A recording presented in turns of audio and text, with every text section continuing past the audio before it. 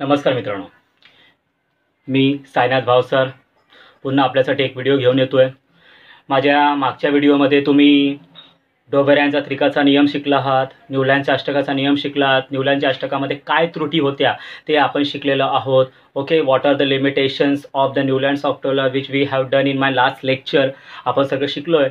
ठीक आहे, त्याच्यानंतर मी तुम्हाला शेवटी माझा जो लेक्चर होता मागचा त्याच्यामध्ये मी सांगितलं होतं, शेवटी मी तुम्हाला शिकवलं होतं की मेंडेलीवचा आवर्ती नियम। तर मेंडेलीवचा आवर्ती नियम आज आपण शिकणार आहोत। मेंडेलीवचा आवर्ती नियम, मेंडेलीवची आवर्त सारणी, त्या आवर्त सारणीचे गुणला आपण मेरिट्स बोलणार आहोत, दोष डिमेरिट्स बोलणार आहोत। ते आपल्याला आता या लेक्चरमध्ये शिकायचं आहे। म्हणजे हा लेक्चर पूर्णपणे मेंडेलीववर आहे। ठीक आहे, चला मग वेळ न दवडता आपण चालू करूया। Let us start.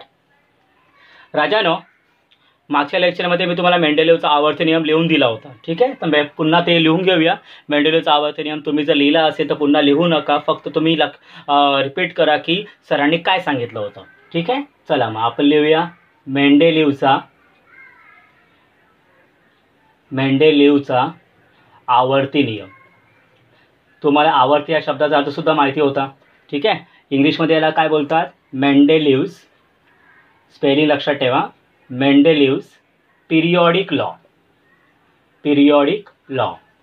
ठीक आहे, मग त्यांनी काय सांगितलं होतं की मूलद्रव्यांचे रासायनिक किंवा भौतिक, पहिलं होतं भौतिक व रासायनिक गुणधर्म हे त्यांच्या अणुवस्तुमानाचे, कोणाचे बेटा? अणुवस्तुमानाचे आवर्ती फल आहे।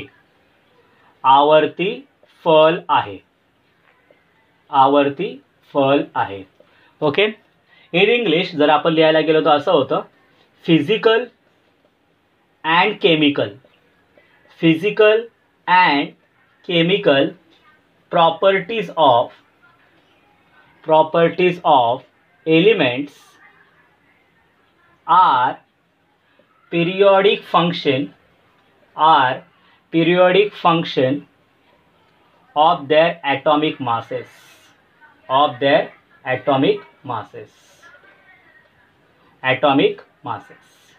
ठीक आहे, हा नियम आपण लिहिला होता।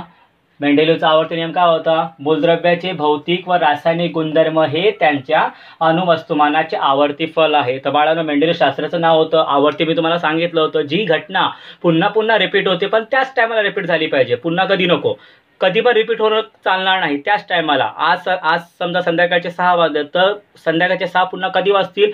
उद्या संध्याकाळी 6 वाजताच वाजतील, बरोबर ना? असं असतं ते। ठीक आहे, तर काय लिहिले बघा, मूलद्रव्याचे भौतिक व रासायनिक, भौतिक म्हणजे बाळांनो जे डोळ्याने दिसतात त्यांचा आकार, रंग बिंग सगळं, व रासायनिक गुणधर्म म्हणजे काय? रासायनिक गुणधर्म हे प्रयोगशाळेत करावं लागतात, ते आपल्याला दुसरं डोळ्याने दिसू शकत नाही। ओके, हे त्यांच्या अणुवस्तुमानाचे आवर्ती फल आहे। Physical and chemical properties of elements are periodic function of their atomic masses. आता थोडासा एक प्रॉब्लेम होतो याच्यामध्ये, मुलं जेव्हा हा नियम लिहितात तेव्हा ते गोंधळलेले असतात। नेमकं काय? कारण पुस्तकामध्ये तुम्ही बघितलं ना, पुस्तकामध्ये फक्त एवढंच लिहिलेलं आहे, मूलद्रव्याचे गुणधर्म हे त्यांच्या अणुवस्तुमानाचे आवर्ती फल आहे। काय लिहिलेलं आहे पुस्तकामध्ये? मूलद्रव्यांचे गुणधर्म हे त्यांच्या अणुवस्तुमानाचे आवर्ती फल आहे। Properties of elements are periodic function of their atomic masses. त्यांनी हे लिहिलं नाही आहे भौतिक व रासायनिक। बाळांनो, एक लक्षात ठेवायचं, दोन्ही चालतात। जेव्हा तुम्ही गुणधर्म बोलतात ना, व्हेन यू से प्रॉपर्टीज, जेव्हा तुम्ही गुणधर्म बोलतात ना बाळांनो, तेव्हा फिजिकल ॲज वेल ॲज केमिकल, भौतिक व रासायनिक दोन्ही गुणधर्म त्यात येतात। मग कोणताही नियम तुम्ही लिहा, तुम्हाला जो सोपा वाटेल। एका ओळीमध्ये लिहायचं असेल तुम्ही हे लिहू शकतात, मूलद्रव्यांचे गुणधर्म हे त्यांच्या अणुवस्तुमानाचे आवर्ती फल आहे। Properties of elements are periodic function of their atomic masses. तुम्हाला फिजिकल आणि केमिकल, भौतिक आणि रासायनिक हा शब्द लिहायची गरजच नाही। पण कसं आहे, तुम्हाला एकदम डीपमध्ये जाता यावं की नेमकं काय असतं, कोणते गुणधर्म, म्हणून मी तुम्हाला स्पष्टपणे लिहून दिलंय भौतिक व रासायनिक। तुम्हाला पाहिजे तर हे तुम्ही पाठांतर करा, नाही तर आता मी जे बोललेलो आहे बाळांनो ते तुम्ही पाठांतर केलं तरी चालतं। ठीक आहे, चला मग मेंडेलिव्हचा आवडते नियम पुन्हा एकदा रिपीट करून घेऊया. मूलद्रव्यांचे भौतिक व रासायनिक गुणधर्म हे त्यांच्या अणुवस्तुमानाचे आवर्ती फल आहे. फक्त तुम्ही ही ते चुका करू नका. काही जण गोंधळतात. अणुवस्तुमानाच्या जागी ते अणुअंक लिहून येतात. ॲटॉमिक मास नंबरच्या जागी ते ॲटॉमिक नंबर लिहून येतात. चुकीचं आहे. ॲटॉमिक मास नंबरच लिहायचं तुम्हाला. ठीक आहे. आवर्ती फल आहे. ठीक आहे बाळांनो, मला तरी वाटतं तुमचा हा नियम पाठांतर झाला असेल. मी मागच्या लेक्चरमध्ये तुम्हाला सांगितलं होतं कसं पाठांतर करायचं आहे. ठीक आहे. चला बाळांनो, आता वेळ न दवडता आपण यांचे गुण आणि दोष, आज मेंडेलिव्हच्या आवर्त सारणीचे गुण आणि दोषच आपल्याला बघायचे, कारण ते बहुतेक वेळा विचारले जातात. मागच्या वर्षीच्या पेपरमध्ये सुद्धा बाळांनो दोष की गुण विचारले होते, पण विचारले होते दोष विचारले होते बहुतेक. ठीक आहे. चला मग चालू करूया. आता बाळांनो, आता आपण जे शिकायला जातोय ते समजणं थोडंसं कठीण आहे, पण तरी पण मी तुम्हाला समजवण्याचा प्रयत्न करतो. ठीक आहे. आता सर्वात महत्त्वाचं तुम्हाला कळलं पाहिजे, आवर्त सारणी या शब्दाचा अर्थ कळला पाहिजे तुम्हाला. आवर्त सारणी म्हणजे काय? इंग्लिशमध्ये त्याला काय बोलता माहिती आहे? Periodic table. आता तुम्ही बोलाल सर टेबल म्हणजे आपण बसायचा टेबल, असं नसतं रे बाळांनो. टेबल म्हणजे तक्ता. तक्त्याला, टेबलला राजानो शुद्ध भाषेमध्ये काय बोलतात? सारणी बोलतात. काय बोलतात? सारणी. आता आवर्त सारणी म्हणजे काय? तर मेंडेलिव्हने काय केलं, काही उभ्या ओळी मांडल्या. असं उभ्या ओळी मांडल्या म्हणजे व्हर्टिकल लाईन्स, आणि काही आडव्या ओळी मांडल्या म्हणजे हॉरिझॉन्टल लाईन्स. बघा, आपल्याकडे पेपर येतो आणि आपण शब्दकोडं सोडवतो. बघा, शब्दकोडं सोडवतो ना, तसं बघा दिसतंय की नाही? जेव्हा मी काही उभ्या ओळी घेतो आणि जेव्हा मी काही आडव्या ओळी घेतो तेव्हा मला एक प्रकारचा बॉक्स भेटतो. बघा, हे आपण न्यूलँड्समध्ये पण शिकलो होतो. एक प्रकारचा बॉक्स भेटतो आणि एका बॉक्समध्ये किती मूलद्रव्ये राहू शकतात? एकच. बरोबर आहे. तर हे जे तयार होतं आडव्या लाईनीने आणि उभ्या लाईनीने, हॉरिझॉन्टल लाईन्स अँड व्हर्टिकल लाईन्सने जे तयार होतं त्यालाच काय बोलतात? आवर्त सारणी. कळलं तुम्हाला एवढं? तर बाळांनो, आवर्त सारणी म्हणजे काय? एक प्रकारचा हा तक्ता असतो आणि त्या तक्तामध्ये मूलद्रव्ये ठेवलेली असतात. आता मेंडेलिव्हच्या आवर्त सारणीबद्दल तुम्हाला जास्त जाणून घ्यायचा हे म्हणजे जास्त जाणून घेणं शक्य नाही आहे, कारण त्याची आवर्त सारणी जी होती ती अणुवस्तूंवर डिपेंड होती. पुढे राजांनो अजून एक शास्त्रज्ञ आला, हेनरी मोझले.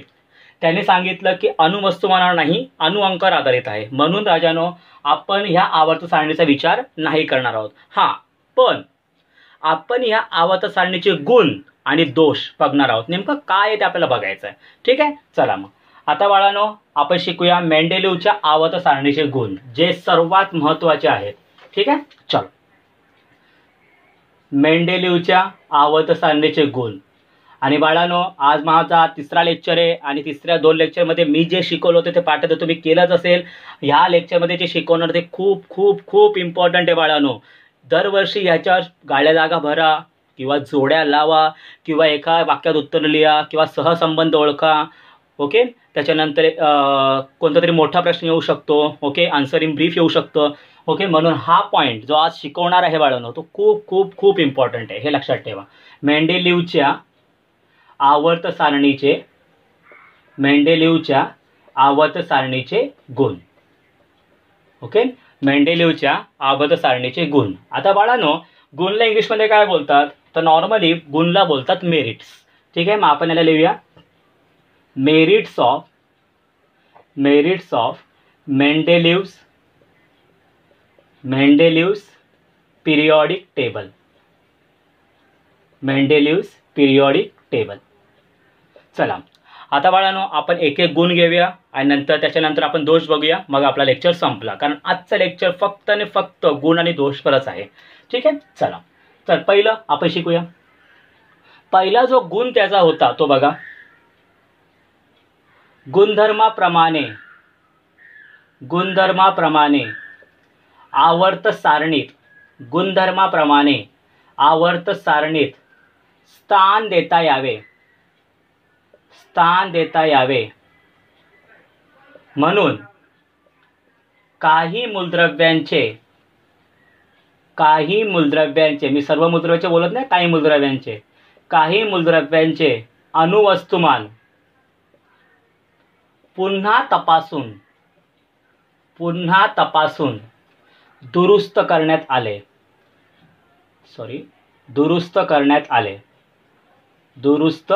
करण्यात आले. याचं त्यांनी उदाहरण पण दिलेलं आहे. उदाहरण असं आहे, बेरिलियमचे आधी ठरवलेले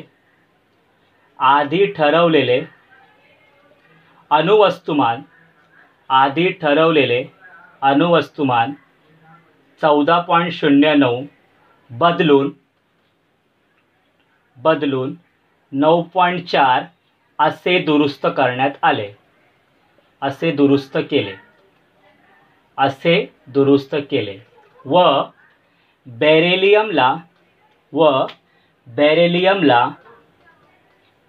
बेरिलियमला बोरॉनच्या अगोदर स्थान देण्यात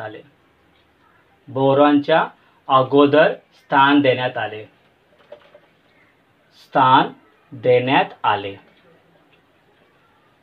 बघा, मी तुम्हाला सांगितलंय गुण आणि दोष ऑब्विसली खूप मोठे मोठे आहेत, पण एकदा समजले ना बाळांनो खूप सोपे असतात. ठीक आहे, चला बघा, गुणधर्माप्रमाणे आवर्त सारणी स्थान देता यावे म्हणून काही मूलद्रव्याचे अणुवस्तुमान पुन्हा तपासून दुरुस्त करण्यात आले. म्हणजे काय होतं राजानो, याचा अर्थ काय? पहिलं त्यांनी काय केलं होतं मेंडेलिव्हने, की पहिले त्यांनी काय केलं, सगळ्या मूलद्रव्यांचे अणुवस्तुमान शोधून काढले. ओके, पहिली स्टार्टिंग काय केली, सगळ्या मूलद्रव्याचे अणुवस्तुमान शोधून काढले.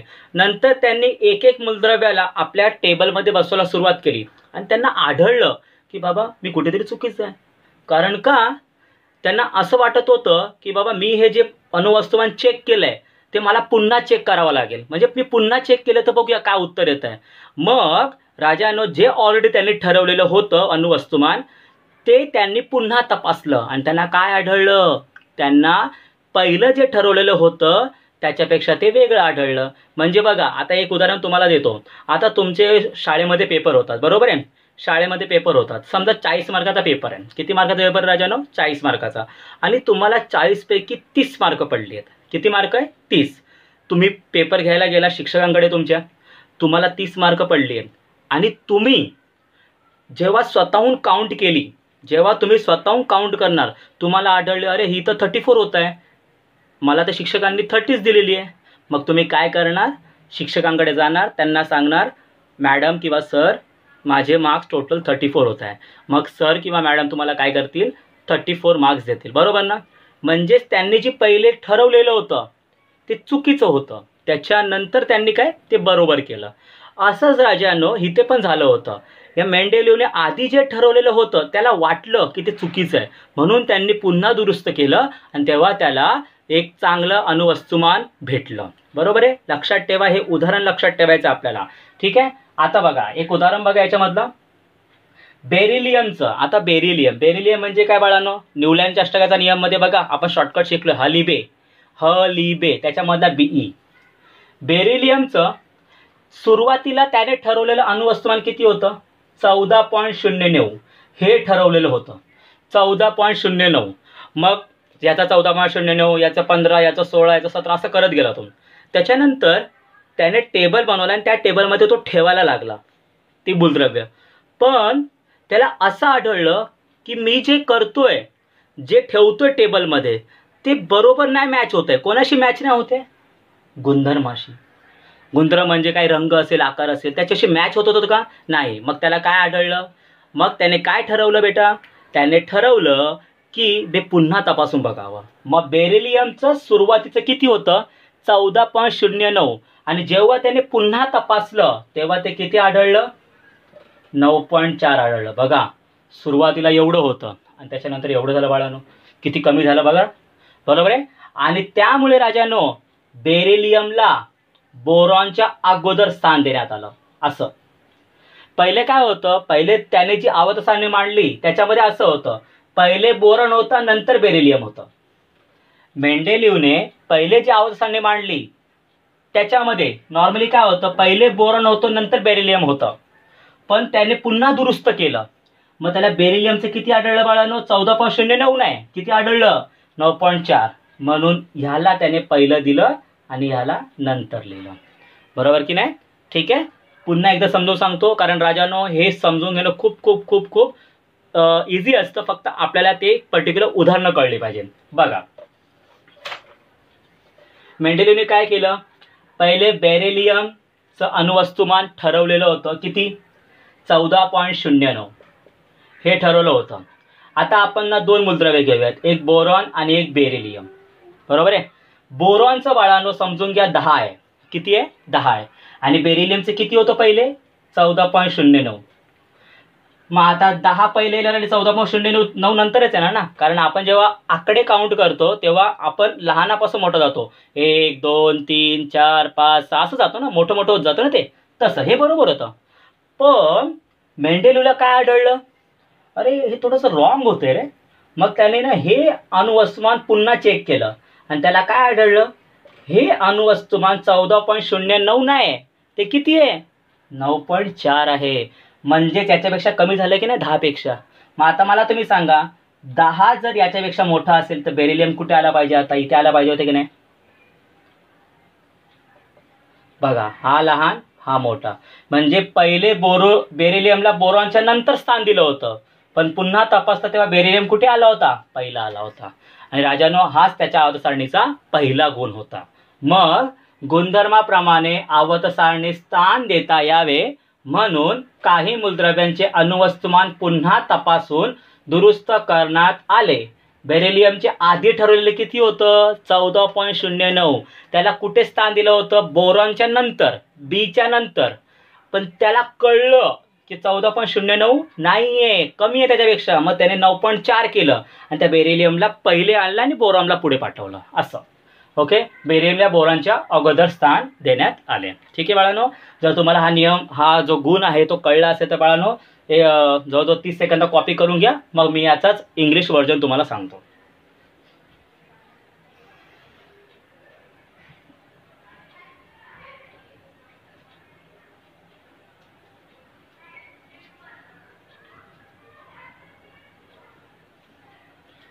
चला, तुम्ही लिहून घेतलं असेल आणि जर लिहिलं नसेल तर व्हिडिओ पॉज करा, मग लिहून घ्या, त्याच्यानंतर तुम्ही प्ले करू शकता. ठीक आहे. आता याचंच मी इंग्लिशमध्ये रूपांतर करतोय बाळांनो, नीट लक्ष द्या. atomic masses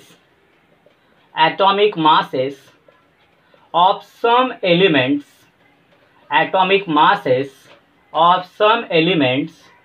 were revised so as to give proper place in periodic table.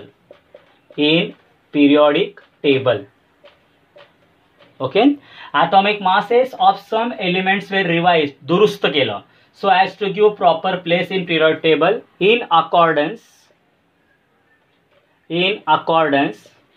with their properties, त्यांच्या गुणधर्माप्रमाणे, with their properties. For example,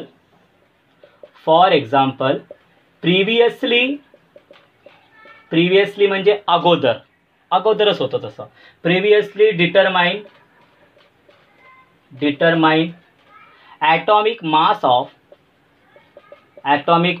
of beryllium किती होतं, 14.09 होतं. बरोबर आहे.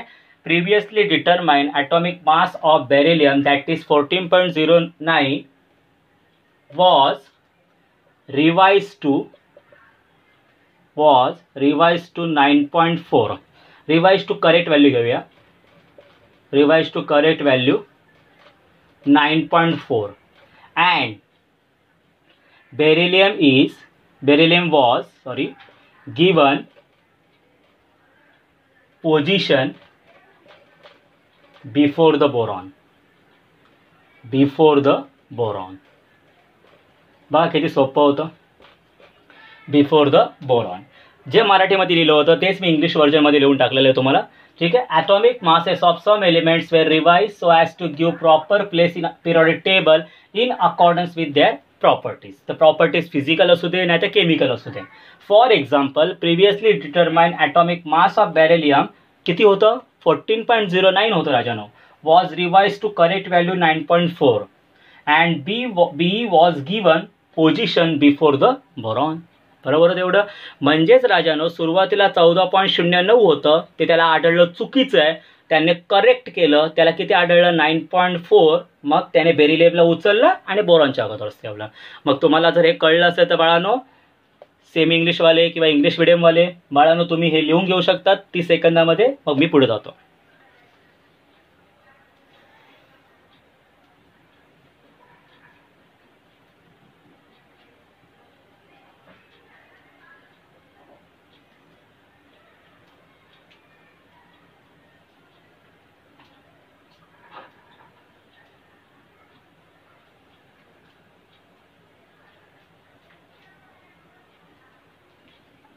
ठीक आहे बाळांनो, लिहिलं असेल तुम्ही. ओके, तर हे झालं पहिली प्रॉपर्टी किंवा पहिलं मेरिट. नाव सेकंड मेरिट, दुसरा गुणधर्म. दुसरा गुणधर्म राजानो थोडासा मोठा आहे पण तुम्हाला लगेच कळून जाईल. बघा आता, मेंडेलिव्हने आपल्या आवर्त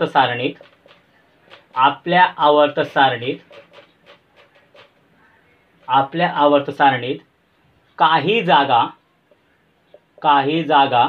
रिकाम्या सोडल्या होत्या.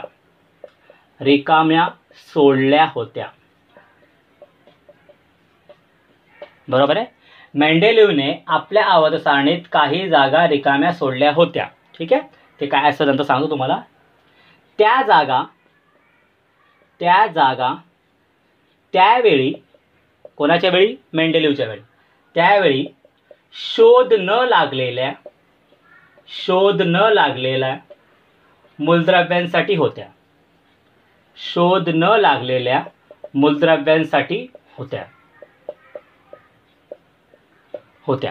बरोबर आहे. आता याचा तुम्हाला मी अर्थ सांगतो.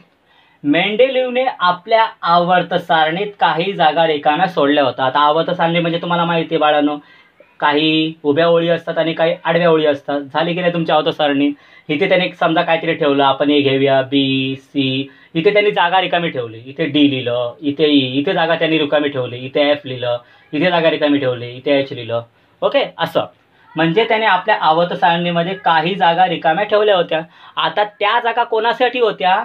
त्या जागा त्यावेळी शोध न लागलेल्या मूलद्रव्यांसाठी होत्या. म्हणजे त्यावेळी जेवढी मूलद्रव्ये होती, जेवढ्या मूलद्रव्यांचा शोध लागला होता ते त्याने बसवली होती. बरोबर. मग ह्या जागा कोणासाठी होत्या? त्यावेळी ज्यांचा शोध नाही लागला त्यांच्यासाठी होत्या. बरोबर ना. अरे ज्याचा शोध लागला ना त्याला काय इथे बसवणं थोडी होतो. मग ही जागा कशी होती? रिकामी होती. बरोबर. तर त्यापैकी 3 मूलद्रव्यांना, बघा लक्षात ठेवा, आता हे खूप महत्वाचं आहे. 3 मूलद्रव्यांना, त्यापैकी 3 मूलद्रव्यांना लगतच्या ज्ञात मूलद्रव्यावरून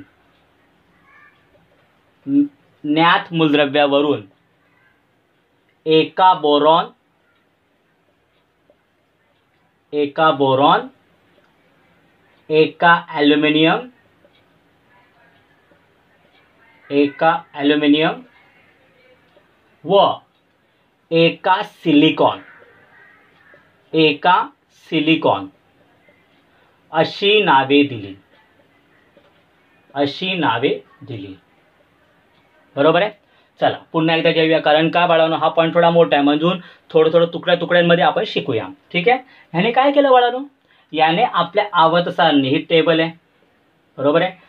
हा झाला त्याचा टेबल तयार. मग त्याने काय केलं? आपल्या आवर्त सारणीमध्ये त्यावेळी जी मूलद्रव्याचा शोध लागला होता ती मूलद्रव्ये लिहिली होती. समजा हायड्रोजन लिहिलं, हेलियम लिहिलं, बेरिलियम लिहिलं, बोरॉन लिहिलं. त्याच्या पुढे इथे काय नाव नव्हतं माहीत काय. मग ही जागा काय केली? रिकामी सोडली. ही जागा रिकामी सोडली असेल. इथे लिहिलं असेल त्याने, समजा कॅल्शियम लिहिलं असेल, इथे समजा त्यांनी काहीतरी लिहिलं असेल, पोटॅशियम लिहिलं असेल, ही जागा रिकामी सोडली. मग राजानं त्याने आपल्या आवर्त सारणीमध्ये अशा खूप जागा रिकाम्या सोडल्या होत्या आणि त्या जागा कोणासाठी होत्या? शोध न लागलेल्या मूलद्रव्यांसाठी. म्हणजे ज्यांचा शोध लागलेला नाही अशा मूलद्रव्यांसाठी त्या होत्या. ठीक आहे. त्यापैकी 3 मूलद्रव्यांना, लक्षात ठेवा जागा तर भरपूर सोडल्या होत्या, पण त्याने 3 मूलद्रव्यांना, त्यापैकी 3 मूलद्रव्यांना लगतच्या ज्ञात मूलद्रव्यावरून. आता हे महत्वाचं आहे. आता इथे बघा मी काय सांगतोय, इकडे जागा रिकामी आहे. बरोबर आहे. मग इकडे कोणता येईल, काय येईल, हे त्याने ना त्याच्या बाजूला जो मूलद्रव्य होता ना, त्याच्यावरून त्याने मांडलं की बाबा इथे जो येणार आहे त्याचा रंग ह्याच्यासारखाच असेल किंवा त्याचा साईज ह्याच्यासारखीच असणार, असं त्याने मांडलं राजानो. बघा, त्यापैकी 3 मूलद्रव्यांना लगतच्या म्हणजे बाजूच्या ज्ञात मूलद्रव्यावरून, ज्ञात म्हणजे हे तर माहिती होतं ना त्याला, बरोबर, मूलद्रव्यावरून काय नाव दिलं, एका बोरॉन, म्हणजे बी, म्हणून ह्याला काय नाव दिलं, एका बोरॉन. नंतर काय नाव दिलं, एका ॲल्युमिनियम, म्हणजे इथे ॲल्युमिनियम असेल तर इथे नाव काय दिलं त्याने, एका ॲल्युमिनियम, कारण ॲल्युमिनियमच्या बाजूला आहे तो. त्याच्यानंतर एका सिलिकॉन, समजा ही जागा खाली आहे तर इथे समजा सिलिकॉन आहे, कोणाच्या बाजूला आहे तो, सिलिकॉनच्या बाजूला, म्हणून याचं काय नाव दिलं, एका सिलिकॉन. अशी नावे दिली. ओके.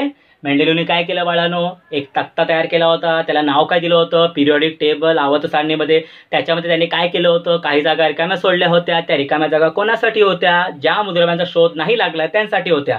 त्याला माहिती होतं का कोणतं येणार आहे, नाही, पण त्याने जसे भविष्यवाणी असते ना, तसं त्याने भविष्य मांडलं की बाबा इथे जी रिकामी जागा आहे ना, याच्या बाजूला हा आहे ना, मग इथे जो येणार ना तो ह्याच्यासारखाच असणार. मग याचं नाव काय होतं, बोरॉन. मग एका बोरॉन नाव दिलं. काय नाव दिलं, एका बोरॉन. इथे काय होतं, ॲल्युमिनियम, मग इथे जो येणार त्याचं नाव एका ॲल्युमिनियम. इथे काय होतं, सिलिकॉन, मग याचं नाव काय, एका सिलिकॉन, असं त्याने नाव दिलं. आणि एवढंच नाव, एवढ्यावर नाही थांबला, आणि तिकडे जे येणार आहे नवीन नंतर शोध लागणार आहे त्यांच्या गुणधर्माबद्दल, म्हणजे त्यांचा रंग असा असेल, तो हवेमध्ये असा जळेल, तसं सगळं सांगितलं होतं त्याने. म्हणजे आणि त्यांच्या गुणधर्मासंबंधी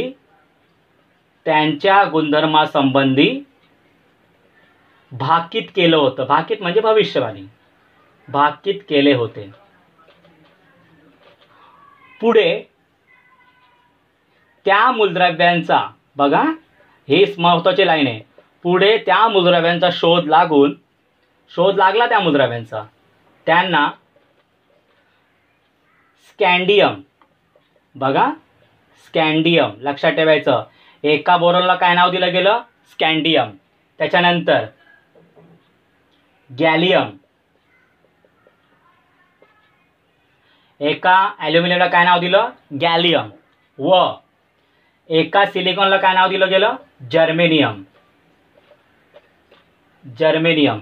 अशी नावे देण्यात आली. आणि त्याने काय सांगितलं होतं, त्यांचं गुणधर्म सांगितलं होतं, बाबा हा या रंगाचा असेल, हा हवेमध्ये असा जळेल. ते सुद्धा राजांनो खरं ठरलं. म्हणजे त्याने जी भविष्यवाणी केली होती ती सुद्धा काय झाली, खरी ठरली. आणि त्यांच्या गुणधर्मासंबंधी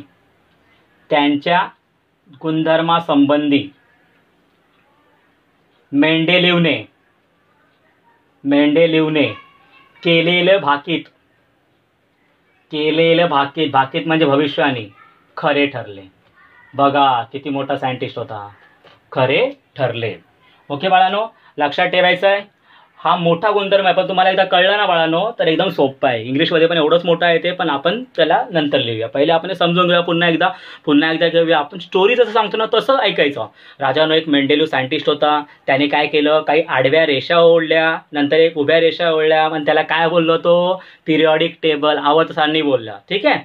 मग त्याने आपल्या आवर्त सारणीमध्ये काय ठेवलं होतं, काही जागा रिकाम्या ठेवल्या होत्या. मग मला सांगा त्या जागा कोणासाठी होत्या, त्या जागा त्यावेळी शोध न लागलेल्या मूलद्रव्यांसाठी होत्या. अरे ज्याचा शोध लागला नाही त्याला ठेवणार कुठे, मग त्याने ब्लँक ठेवलं होतं, त्याला जा बाबा रिकाम्या राहा असं ठेवलं होतं. आणि त्यांची नावे त्याने काय दिली होती, एका बोरॉन, एका ॲल्युमिनियम आणि एका सिलिकॉन. ही नावं कशावरून दिली होती, एका बोरॉन कशावरून दिलं, त्याच्या बाजूला बोरॉन होता म्हणून. एका ॲल्युमिनियम कसं नाव दिलं, त्याच्या बाजूला ॲल्युमिनियम होता म्हणून. एका सिलिकॉन कसं नाव दिलं, त्याच्या बाजूला सिलिकॉन होता म्हणून. आणि त्यांच्या गुणधर्मासंबंधी, गुणधर्म म्हणजे काय बाबा, इथे जो येणार ना त्याचा रंग काळा असेल, इथे जो येणार त्याचा रंग पिवळा असेल, इथे जो येणार ना तो हवेमध्ये असा जळेल, असं त्याने बाळांनो भाकीत केलं होतं. भाकीत म्हणजे भविष्यवाणी. समजा मी बोललो पुढच्या वर्षी तुम्ही एकदम चांगले टक्के काढणार, 90% काढणार आहात, आणि तुम्ही काढले, म्हणजे मी केलेली भविष्यवाणी काय झाली, खरी ठरली. तसं याचं होतं ना बाळांनो, बरोबर ना. तर राजानो त्याने त्याच्या गुणधर्मासंबंधी सुद्धा भाकीत केलं होतं. आणि नंतर त्या मूलद्रव्याचा जेव्हा शोध लागला तेव्हा नाव काय दिलं, एका बोरॉनला नाव दिलं स्कॅन्डियम, एका ॲल्युमिनियमला नाव दिलं गॅलियम आणि एका सिलिकॉनला नाव दिलं जर्मेनियम. आणि त्यांच्या गुणधर्मासंबंधी या मेंडेलिव्हने जे भाकीत केलं होतं ते सुद्धा कसं ठरलं, खरं ठरलं. मग मला सांगा, हा झाला की नाही त्याचा गुण. जे माहिती नव्हतं सुद्धा त्याने असं सांगून ठेवलं होतं, बाबा इथे असं होणार, आणि ते खरं ठरलं. बरोबर आहे बाळांनो. मला तरी वाटतं तुम्हाला हे सगळं कळलं असेल. सो प्लीज तुम्ही हे लिहून घ्या. 30 सेकंद देतो, त्याच्यानंतर आपण याचं इंग्लिश व्हर्जन लिहूया.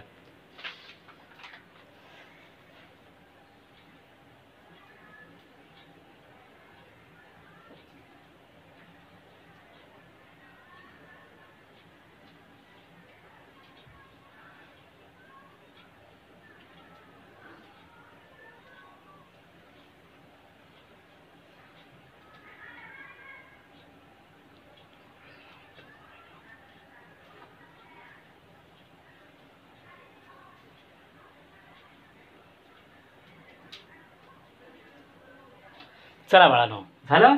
ठीक आहे, व्हिडिओ पॉज करा, मग लिहून घ्या, काही प्रॉब्लेम नाही.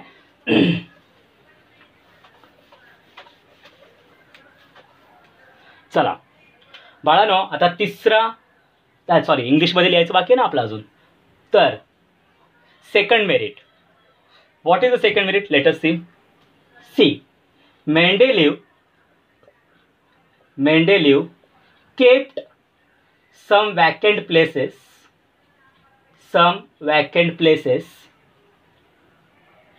in his periodic table. बरोबर आहे. मेंडेलिव्हने आपल्या आवर्त सारणीमध्ये वॅकंट म्हणजे रिकामं, vacant places in his period table. These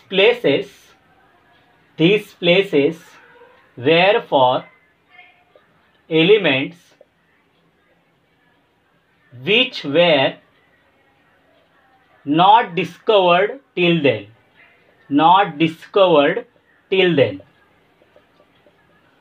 याचा मराठीत अर्थ काय?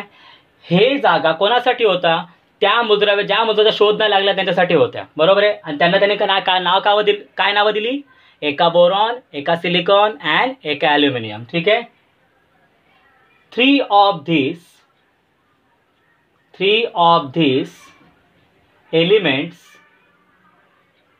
were named as एका बोरॉन, एका ॲल्युमिनियम अँड एका सिलिकॉन. बरोबर आहे. On the basis of properties of adjacent elements.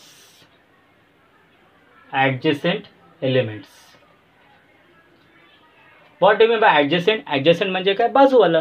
मग बाजूवाला जसा होता त्याच्यावर त्याने नावं दिली. मग बोरॉनच्या बाजूला नाव काय दिलं? एका बोरॉन. सिलिकॉनच्या बाजूला नाव काय दिलं? एका सिलिकॉन. ॲल्युमिनियमच्या बाजूला काय नाव दिलं? एका ॲल्युमिनियम. ठीक आहे. नॉट ओनली दिस, त्याने एवढाच थांबला नाही तो. Not only this, their properties were also predicted. त्यांचे प्रॉपर्टी गुणधर्म त्याने सांगितले. Also predicted. When these elements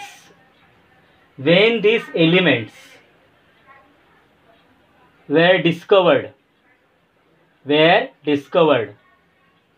they named as एका बोरॉनला नाव काय दिलं त्यांनी? स्कॅन्डियम. they named as स्कॅन्डियम. एका ॲल्युमिनियमला गॅलियम अँड एका सिलिकॉनला काय नाव दिलं बाळांनो? जर्मेनियम. आणि अजून एक महत्वाचं, and also properties matched with those predicted by Mendeleev. बरोबर ना बाळांनो? Sorry, Mendeleev. म्हणजेच स्कॅन्डियम, गॅलियम आणि जर्मेनियम नाव तर दिलंच, आणि ज्या प्रॉपर्टी मेंडेलिव्हने सांगितल्या होत्या त्याच्याशी मॅच करत होतं. मग माझं वाटतं तुम्हाला हे सगळं कळलं असेल. काय नेमकं नेमकं काय सांगितलं होतं त्याने. ओके, तर बाळांनो 30 सेकंद देतोय, बाळांनो हे लिहून घ्या. ठीक आहे.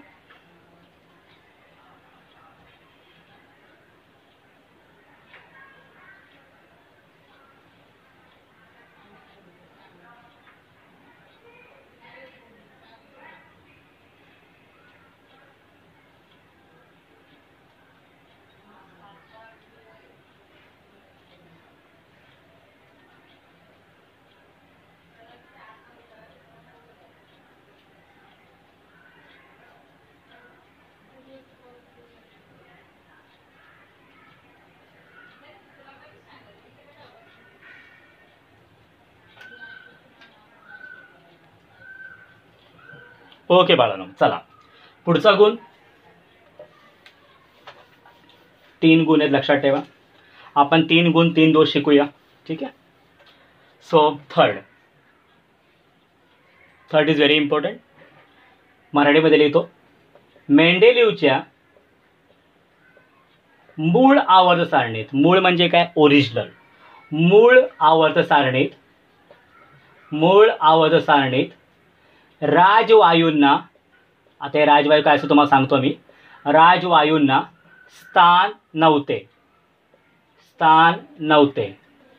पण 19व्या शतकाच्या शेवटी जेव्हा हेलियम, ॲर्गॉन,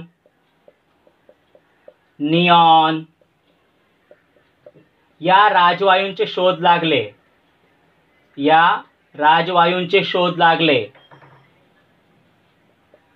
तेव्हा मेंडेलिव्हने मूळ आवर्त सारणीला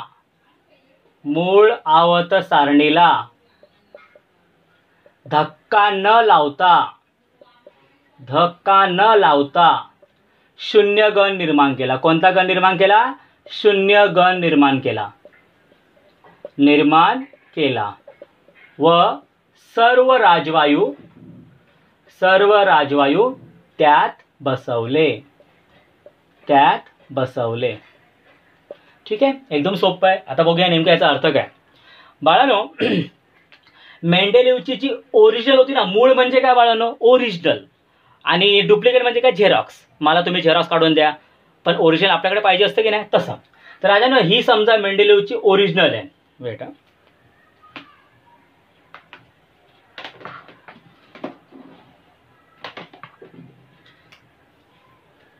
ठीक आहे. समजा ही मेंडेलिव्हची ओरिजिनल आवर्त सारणी, ओरिजिनल, आणि ही नंतरची. तर मेंडेलिव्हच्या ही मूळ, ओरिजिनल, मेंडेलिव्हच्या मूळ आवर्त सारणीमध्ये कोणाला स्थान नव्हतं? राजवायूंना. आता तुम्ही बोला राजवायू असतात काय? राजवायू म्हणजे बाळांनो असे वायू, असे गॅसेस जे काही कामाचे नसतात, आपले शांत बसलेले असतात, राजासारखे असतात. राजा काय काम करतो का? नाही करत. तसंच राजानो हे राजवायू जे आहेत ना, ते आरामशीर असतात, ते कुठेही सहभागी होत नाही, कुठेही जात नाही. मग मेंडेलिव्हच्या मूळ आवर्त सारणीत राजवायूंना स्थान नव्हते, इथे स्थान नव्हतं. पण 19व्या शतकाच्या शेवटी, 19वा शतक, 19th सेंचुरीच्या शेवटी बाळांनो, जेव्हा हेलियम, ही नावं आहेत, राजवायूंची नावं लक्षात ठेवायची, हेलियम म्हणा, ॲर्गॉन म्हणा, निऑन, या राजवायूंचा शोध लागला. बरोबर आहे ना? आपल्या आवर्त सारणीमध्ये त्याने राजवायूंना स्थान दिले होते का? नाही. पण 19व्या शतकाच्या शेवटी बाळांनो ह्या तिघांचा शोध लागला. मग आता त्याच्यापुढे प्रश्न निर्माण झाला, अरे बाबा ह्याला तर मी जागा दिली नाही आहे, यांना ठेवू कसं आता माझ्या टेबलमध्ये? पण त्याने डोकं लढवलं. त्याने काय केलं? जी ओरिजिनल होती ना, त्याला धक्का लावलाच नाही, कोणाला इकडे इकडे असं केलंच नाही. त्याने अजून एक तक्ता तयार केला, असं अजून एक कॉलम तयार केला, आणि ह्या कॉलमला नाव काय दिलं?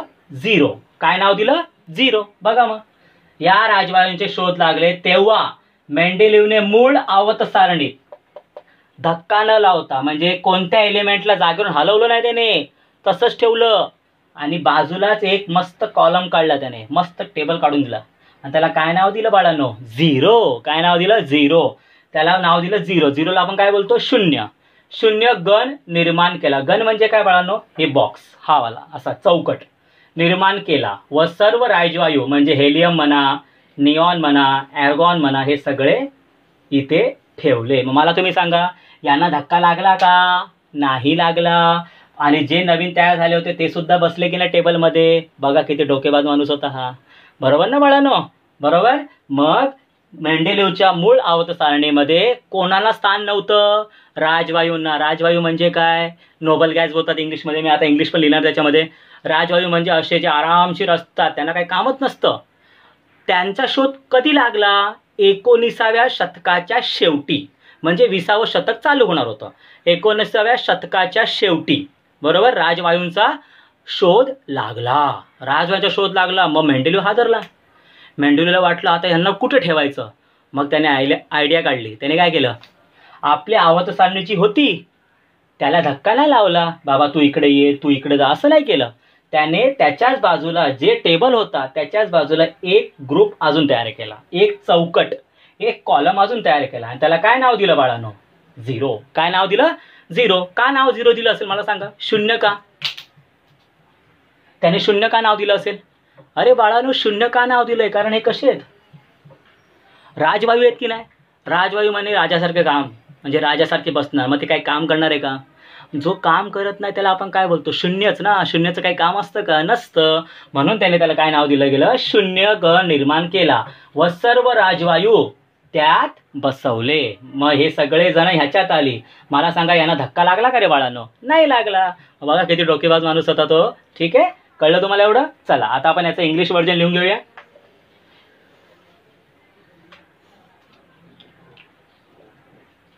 There was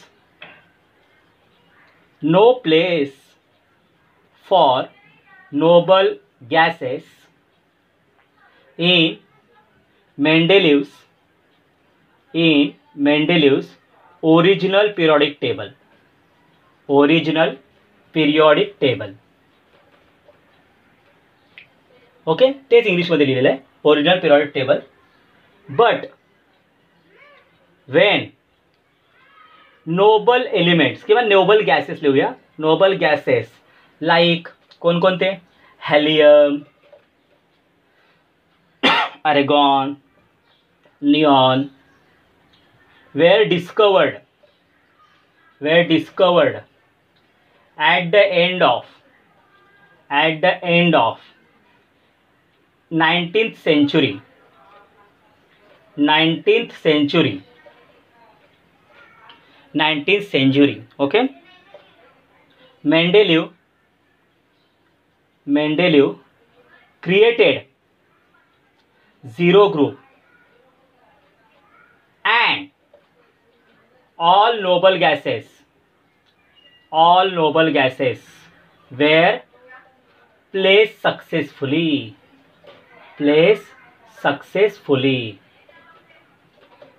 झालं. एकदम सोपं होतं की नाही? There was no place for noble gases in Mendeleev's original periodic table.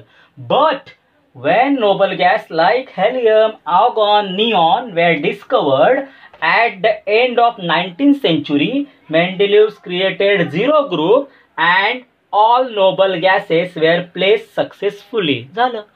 Okay. Without disturbing the original periodic table. ते लिहायचं बाकी होतं, ते लिहू शकता तुम्ही. शेवटचे काय लिहू शकता line? Without disturbing the original periodic table. Without disturbing the original periodic table. Okay.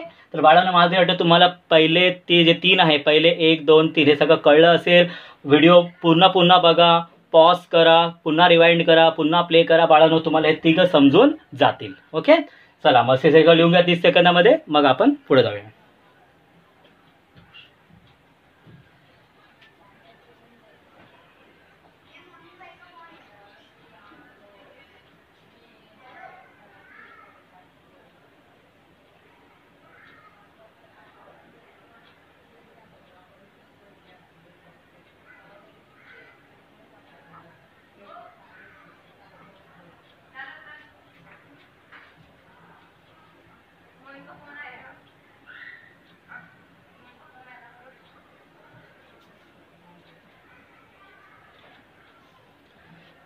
चला बाळांनो, झालं?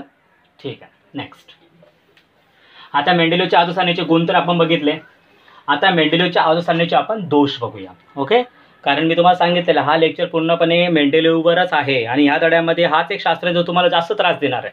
बरोबर आहे? तर मेंडेलिव्हच्या आवर्त सारणीचे गुण झाले. आता आपण त्याचे दोष बघूया. दोष इंग्लिशमध्ये जर मेरिट्स असेल तर मेरिट्सचं अपोजिट काय असतं? डिमेरिट्स. डिमेरिट्स. तर बघूया नेमकं काय असतं. पहिलं डिमेरिट्स मराठीमध्ये लिहितो. CO व NI. CO म्हणजे काय? कोबाल्ट. व NI म्हणजे काय? निकेल. निकेल. कोबाल्ट, निकेल या मूलद्रव्यांचे पूर्णांकी, हे सांगतो काय असतं, अणुवस्तुमान, पूर्णांकी अणुवस्तुमान समान असल्याने त्यांच्या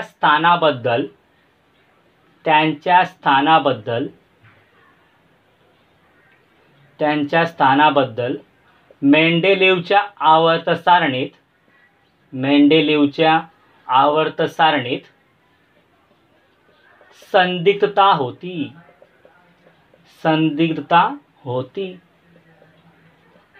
ओके, आता मी काम करतो, पहिले बाळांनो याचं इंग्लिशमध्ये लिहून घेतो, म्हणजे तुम्हाला इंग्लिशमध्ये प्लस मराठीमध्ये मी एक्सप्लेन करतो. ठीक आहे.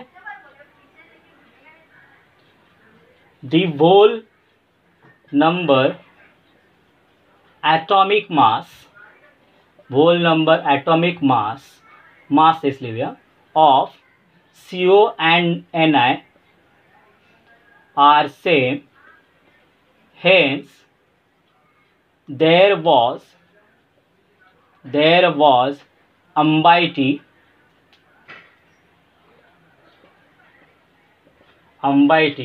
regarding their sequence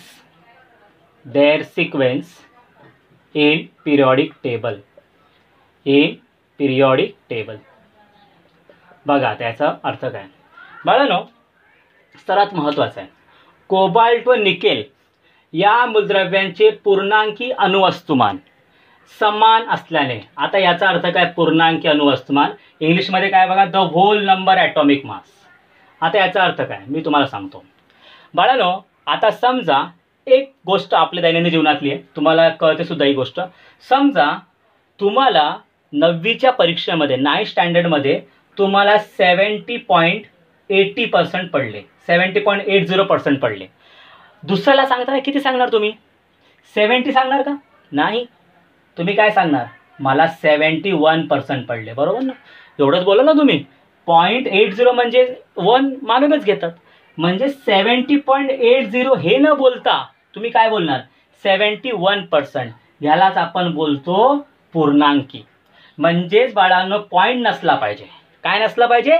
पॉईंट नसला पाहिजे. आता समजा मला 10वीला एवढे गुण होते, टक्के होते 89.20, पण मी दुसऱ्याला सांगताना किती सांगणार आहे? 89 सांगणार ना. 89% होते मला, कारण 0.20 कमी आहे भरपूर, नाही सांगू शकत मी असं, म्हणून मी सांगताना काय सांगणार? 89%. तर बाळांनो ह्यालाच आपण काय बोलतो? पूर्णांकी किंवा व्होल नंबर. मग बाळांनो काय झालं होतं माहिती आहे? कोबाल्ट आणि निकेल. बघा आता कोबाल्ट आणि निकेल. कोबाल्टचं राजानो समजा आपण असं मानून चालूया, कोबाल्टचं एवढं होतं 57.96 एवढं होतं, आणि निकेलचं काय होतं? 57.85. बरोबर आहे? मला सांगा दुसऱ्यांना सांगताना कोबाल्टचं किती सांगेल तुम्ही? हे थोडी बोलणार आहे, हे कोणाला लक्षात राहणार आहे? अरे 57.96 नाही ना, जवळजवळ 58 होतं. मग हे पण कसं असणार? जवळजवळ 58 झालं ना हे पण. मला सांगा दोघांचे वजन कसं आलं? पूर्णांकी अणुवस्तुमान कसं आलं? सेम आलं की नाही? मग ह्यांचं पूर्णांकी अणुवस्तुमान व्होल नंबर सेम होता. मग कोणाला पहिलं ठेवायचं आणि कोणाला नंतर ठेवायचं, हा त्याच्यापुढे प्रश्न निर्माण झाला की नाही? त्याचा दोष. बरोबर आहे? कोबाल्ट आणि निकेल दोघांचंही अणुवस्तुमान कसं होतं बाळांनो? सेम, 58-58. मग बाळांनो कोणाला पहिले घ्यायचं, ह्याला पहिले घेतलं तर ह्याला राग येईल, ह्याला पहिले घेतलं तर ह्याला राग येणार. म्हणून त्याच्या आवर्त सारणीमध्ये ह्या दोघांसाठी राजानो संभ्रम, भ्रमात पडला तो. ओके, त्याला कसं तरी झालं. त्यालाच आपण मराठीमध्ये काय बोलतो, संदिग्धता, आणि इंग्लिशमध्ये काय बोलतो, अंबायटी. ओके, या ॲम्बिग्युटी काही बोला, मी नॉर्मली अंबायटी बोलतो याला. Ambiguity regarding their sequence in period table. Sequence म्हणजे काय, कोणाला पहिले घ्यायचं आणि कोणाला नंतर घ्यायचं. दोघांचंही 58 होतं, दोघांचंही 58 होतं. हे तर मी तुम्हाला असंच सांगितलेलं आहे, मानून चला.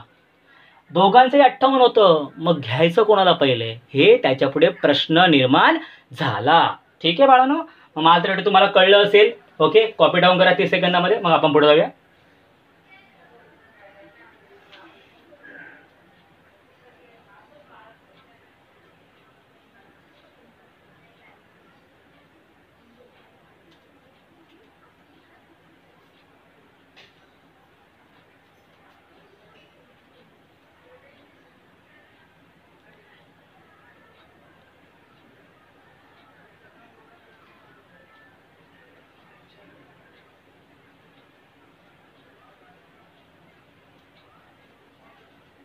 चला बाळा, पुढचं सेकंड वन.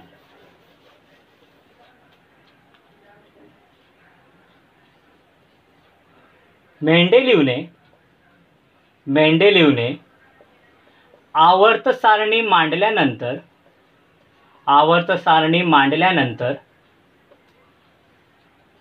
खूप काळाने समस्थानिकांचा शोध लागला.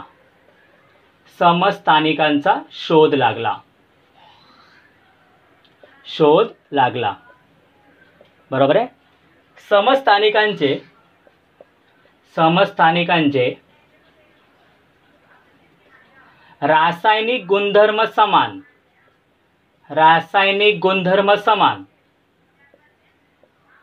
पण अणुवस्तुमानांक भिन्न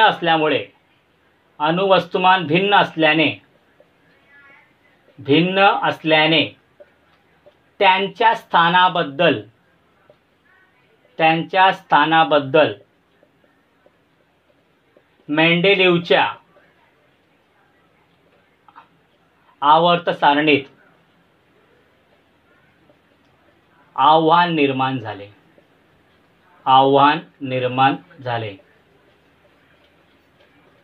ओके बाळांनो, तर मेंडेलिव्हने आवर्त सारणी मांडल्यानंतर खूप काळाने समस्थानिकांचा शोध लागला. समस्थानिक काय असते ते आपण पुढे शिकूया. समस्थानिकांचे रासायनिक गुणधर्म समान, पण अणुवस्तुमान कसे असतात, भिन्न असल्याने त्यांच्या स्थानाबद्दल मेंडेलिव्हच्या आवर्त सारणीत आव्हान निर्माण झाले. आता बघूया, हेच आपण थोडं इंग्लिश वर्जनमध्ये लिहूया, मग मी तुम्हाला समजावतो. ठीक आहे. समस्थानिक लक्षात ठेवायचं, आयसोटोप्स बोलतात. Isotopes were discovered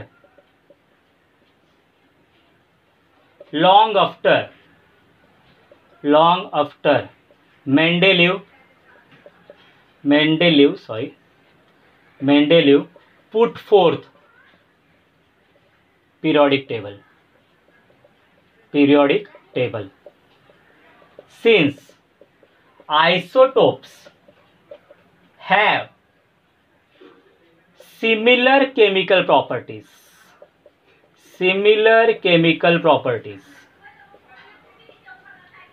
but different atomic mass,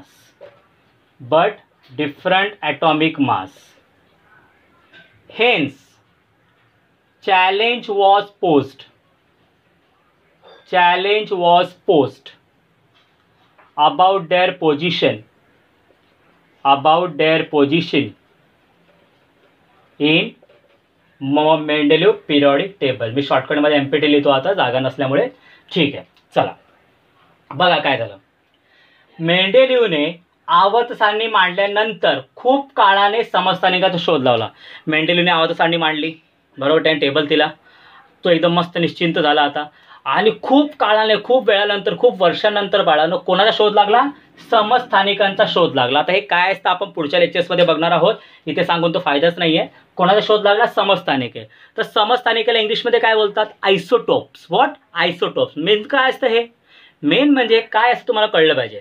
मला समस्थानिके जे असतं ना, त्यांचा रासायनिक गुणधर्म म्हणजे केमिकल प्रॉपर्टीज, म्हणजे हवेशी कसा संपर्क येतो, त्याच्यानंतर ते आगीशी कसे हवेमध्ये कसे येऊ शकतात, पाण्यामध्ये गेल्यावर काय करतात, पाण्यामध्ये गेल्यानंतर त्याचं काय होणार, हे सगळं सेम असतं त्यांचं. पण त्यांचं काय वेगळं असतं, अणुवस्तुमान वेगळं असतं. बरोबर आहे. एक एक्झाम्पल घेऊन बघूया आपण. बघा मी तुम्हाला एक एक्झाम्पल देतो. तर बाळांनो, नायट्रोजन बघा, नायट्रोजन नीट बघा मी काय सांगतो. नायट्रोजनचं ना राजानो 13, नायट्रोजनचं 14 असे 2 रूप असतात. नायट्रोजनचं 13 आणि कार्बनचं घेऊया, सॉरी नायट्रोजन नको, कार्बनचं घेऊया आपण, ते बेटर होईल. कार्बनचं 12, कार्बनचं 13, कार्बनचं 14. बाळांनो, कार्बनचे असे ना 3 रूपं असतात. Carbon 12, carbon 13, carbon 14. मला तुम्ही सांगा, सगळीकडे कार्बन आहे की नाही? आहे. म्हणजे त्याचे रासायनिक गुणधर्म कसे असतील, सेम असतील. पण बाळा, त्यांचे ॲटॉमिक मास कसे आहेत, डिफरंट आहे. बरोबर ना. त्यांचे ॲटॉमिक मास म्हणजे अणुवस्तुमान कसं आहे बाळांनो, डिफरंट आहे. मग राजांनो, त्यांचे रासायनिक गुणधर्म म्हणजे काय, हवेमध्ये गेल्यावर काय होईल, पाण्यामध्ये गेल्यावर काय होईल, त्याच्यानंतर एखाद्या रसायनाला टाकलं तर काय होईल, हे सगळं सेम होतं. त्यामुळे त्यांना कसं मांडायचं आवर्त सारणीमध्ये हे त्याला कळलं नाही. काय बाळांनो, सगळीकडे बघा कार्बनच आहे, मग सगळे सेम बिहेव करणार ना. पण त्यांचं काय डिफरंट होतं, डिफरंट काय होतं, अणुवस्तुमानांक डिफरंट होता. बरोबर आहे. त्यामुळे त्यांना आवर्त सारणीमध्ये कुठे ठेवायचं हे त्याच्यापुढे चॅलेंज निर्माण झालं. बरोबर आहे ना बाळांनो. केमिकल प्रॉपर्टी सेम, पण काय डिफरंट काय, वेगळं काय, अणुवस्तुमान. बरोबर बाळांनो. म्हणून आहे तर कार्बनच, पण कार्बनचे किती रूप आहेत, 3. बरोबर, कार्बनचे किती रूप आहेत, 3. आता तुम्हाला एक सिंपल उदाहरण देतो. समजा तुम्हाला कोणीतरी घरी जेवायला बोलवलं आहे आणि तुम्ही 3 बहीण भाऊ आहात. बरोबर आहे. तुम्ही 3 बहीण भाऊ आहात. तुम्ही गेले जेवायला. आता समजा तुम्ही तिघं एकाच घरचे आहात. बरोबर, म्हणजे तुमचं अणुवस्तुमान सेम, पण तुमची खाण्याची ताकद वेगवेगळी आहे. एकाला जास्त लागतं, दुसऱ्याला जास्त लागतं, तिसऱ्याला कमी लागतं असं. पण ज्याला जास्त लागतं त्याला कमी वाढलं आणि ज्याला कमी लागतं त्याला जास्त वाढलं तर काय होईल, तुमचं पोट भरणार आहे का, नाही भरणार ना. ओके, तुम्हाला टेन्शन होईल. बरोबर आहे. तर बाळांनो, असंच झालं होतं. मेंडेलिव्हने आवर्त सारणी मांडल्यानंतर खूप काळाने समस्थानिकांचा शोध लागला. समस्थानिकांचे रासायनिक गुणधर्म समान, पण अणुवस्तुमान कसे होते, भिन्न असल्याने त्यांच्या स्थानाबद्दल मेंडेलिव्हच्या आवर्त सारणीत आव्हान निर्माण झाले. Isotopes were discovered long after Mendeleev put forth periodic table. Since isotopes have similar chemical properties but different atomic mass, hence challenge was posed about their position in Mendeleev periodic table. लिहून घ्या.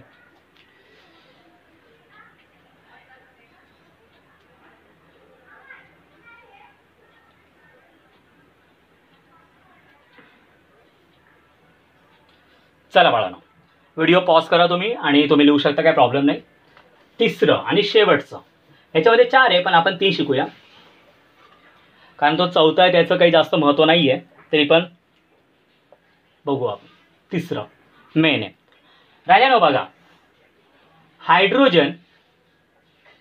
Hydrogen हा alkali धातू व halogen यांच्याशी साधर्म्य दाखवतो. त्यामुळे हायड्रोजनला निश्चित स्थान देण्यात आले नाही. बघा त्याचा दोष बघा किती मोठा आहे. निश्चित स्थान देता आलं नाही. इंग्लिशमध्ये येऊन घेतो मग एक्सप्लेन करतो. Hydrogen shows similarities with alkali metals and halogens. Hence, it has not given fixed position in Mendeleev periodic table.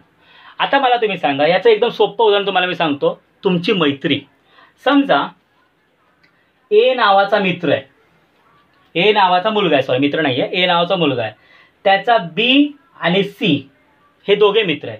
म्हणजे बी हा एचा पण मित्र आहे आणि सी हा एचा मित्र. म्हणजे एचे किती मित्र झाले बाळांनो? 2 मित्र. ए हा बीचा पण मित्र आहे आणि ए हा सीचा पण मित्र आहे. बरोबर, एवढं कळतं तुम्हाला? याचं कळण्यासाठी तुम्हाला हे एक्झाम्पल देतो.